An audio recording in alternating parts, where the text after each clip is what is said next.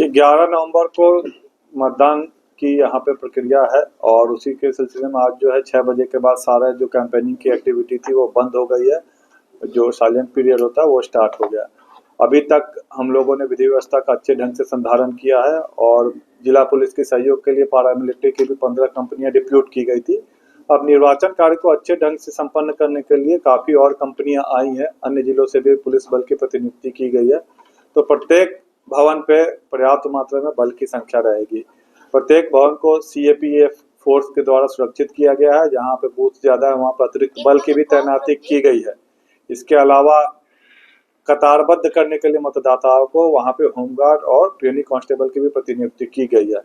मतदान भवन के अलावे प्रत्येक कुछ भवनों को समूहित करके उनको सेक्टर में जोन में बांटा गया। फिर सुपर जोनल में भी मजिस्ट्रेट और पदाधिकारी की प्रतिनियुक्ति बल के साथ की गई है। इसके अलावा प्रत्येक थाना स्तर पे, अनुमंडल स्तर पे हमारे क्यूआरटी भी रहेगी, जिला स्तर पे भी क्यूआरटी रहेगी और प्रत्येक एसी को 1 या 2 डीवाईएसपी रैंक के और एडीएम रैंक के पदाधिकारी लगातार मॉनिटरिंग करेंगे। तो हम लोग पूरी तरह से तैयार है चुनाव को शांतिपूर्वक और नियम संगत ढंग से करवाने के लिए।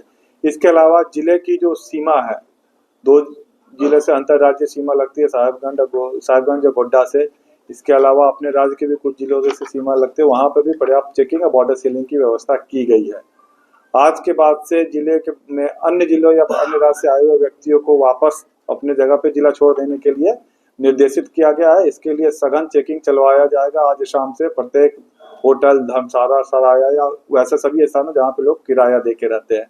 बाहर जिले की गाड़ियां, जैसे भागलपुर की गाड़ी का क्रमांक BR10 से शुरू होता है। उसके अलावा जो बाहर जिले की गाड़ियां जो भी दिखती है चेकिंग के दौरान, तो उसका भी सघन चेकिंग करने का निर्देश दिया गया है ताकि यह सुनिश्चित किया जा सके कि उसके जो ड्राइवर है, ओनर है, वो अन्य जिले के है या यहाँ के जिले वासियों ने ही बाहर में रजिस्ट्रेशन करा के रखा है।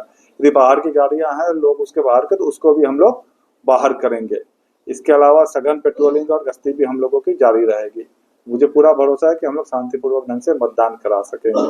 इसके अलावा आपके माध्यम से मैं लोगों को यही कहना चाहूंगा कि जैसा डीएम साहब ने भी बताया कि मतदान केंद्र पे मोबाइल फोन वर्जित है, तो मोबाइल फोन लेके कोई भी मतदान करने के लिए नहीं है। अंदर के कंपार्टमेंट में मोबाइल फोन अलाउड नहीं है।